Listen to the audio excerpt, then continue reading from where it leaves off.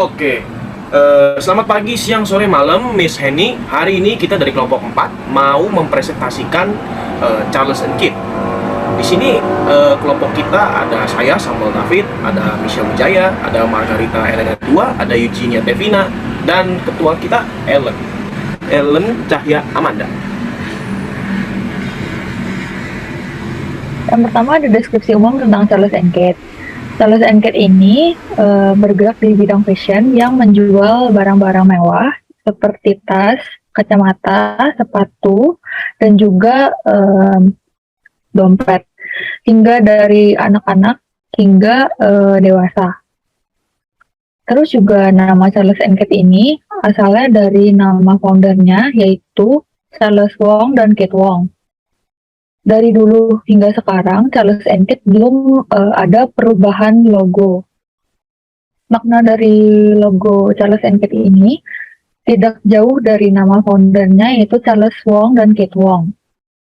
Namun secara desain logonya, Charles and Keith ini berwarna hitam, dan jenis font yang dipakai itu melambangkan keeleganan dan kemodisannya. Boleh di next? Integrated Marketing Communication atau yang kita sebut IMC. Yang pertama, Charles and Keith ini mempromosikan produknya melalui sales promotion, yaitu Charles and Keith ini memberi diskon, voucher, dan juga buy one get one. Yang kedua ada iklan. Charles and Keith ini mempromosikan produknya melalui iklan. Yang ketiga ada personal selling. Charles and Keith ini memiliki retail atau toko, jadi bisa secara langsung bertemu. Boleh di next. Yang keempat ada event dan experience.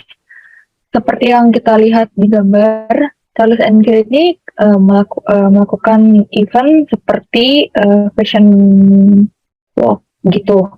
Jadi orang tuh bisa ngerasain langsung, bisa tahu langsung tentang si brand ini gitu. Terus ada digital marketing. Charles and Keith ini mempromosikan brandnya melalui sosial media, yaitu seperti TikTok, Instagram, dan juga sosial media lainnya. Selanjutnya dilanjutkan oleh teman saya, Ellen. Oke, baik. Selanjutnya saya akan menjelaskan mengenai brand image yang dimiliki oleh Charles and Keith. Di sini kami melihatnya dari survei yang kami lakukan di Instagram, di mana kebanyakan responden mengatakan bahwa produk ini merupakan produk yang kekinian, mewah, trendy, dan elegan.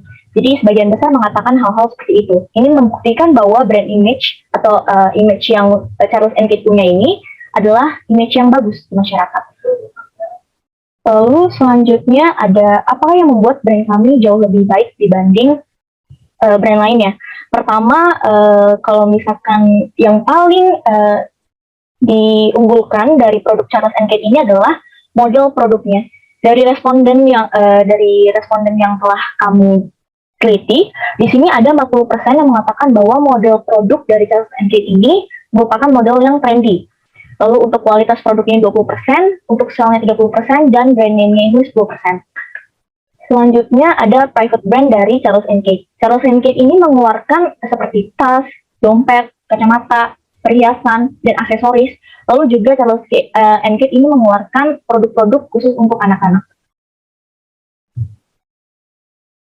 Dari sini saya akan melanjutkan. Di sini ada intellectual property, yaitu bisa kita lihat di pangkalan data kekayaan yang memuat Charles and Keith. Dari kelompok yang kami temukan, kekayaan intelektual mempunyai izin. Mereka terdaftar tanggal 27 bulan Agustus 2020 dan berakhir perlindungan tanggal 23 September 2030.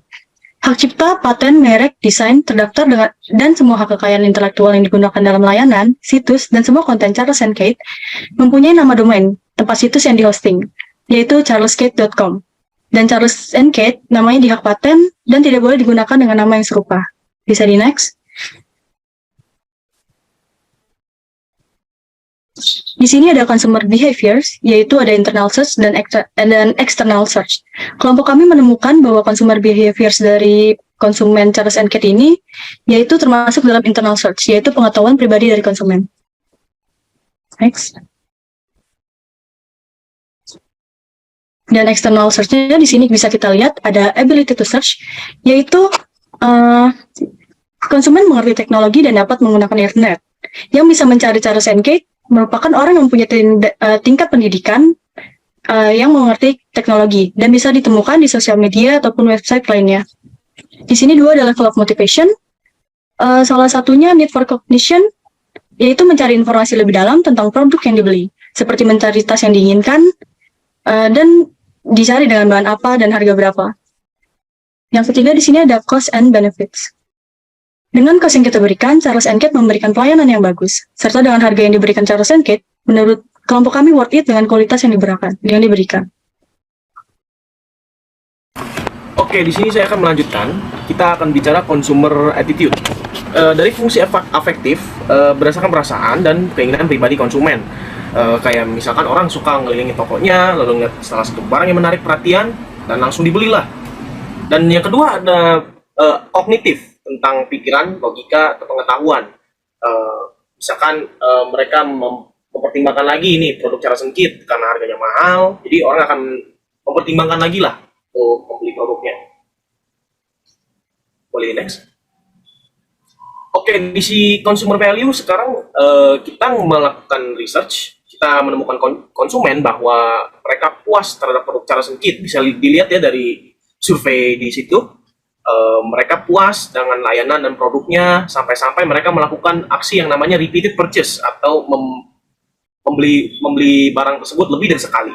Kenapa? Karena harga produknya berkualitas tinggi dan segi harga kalau dibilang bisa dilihat sebagai brand yang affordable luxury. Boleh next. Oke, di sini kita di cognitive mapping kita melakukan survei juga di Instagram. Ada yang bilang barang ini elegan, maksudnya brand ini elegan, ada yang bilang mahal, dan juga ada yang bilang trendy.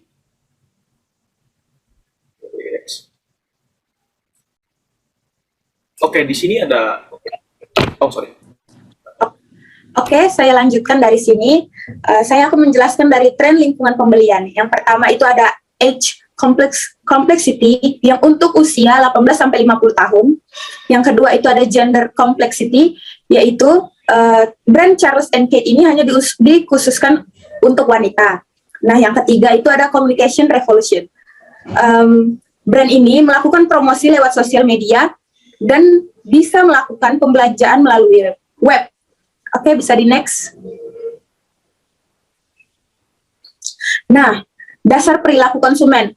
Menurut data yang kami dapat, brand Charles & Keith ini bisa dua-duanya masuk, yaitu melalui proses yang panjang sebelumnya, akhirnya membeli produk, yaitu CPM, dan tidak memerlukan proses yang panjang, karena dipengaruhi oleh perasaan pribadi konsumen.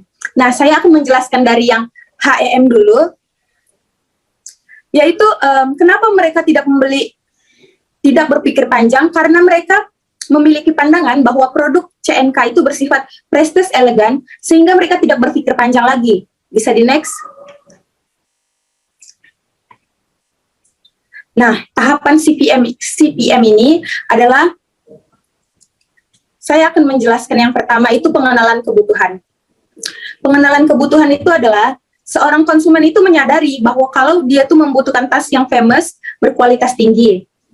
Nah, yang kedua itu adalah tahap mencari informasi. Nah, si konsumen tersebut mulai mencari informasi berdasarkan informasi dari berbagai sumber. Contohnya, sumber pribadi bisa dari keluarga, teman, kenalan, dan lain sebagainya.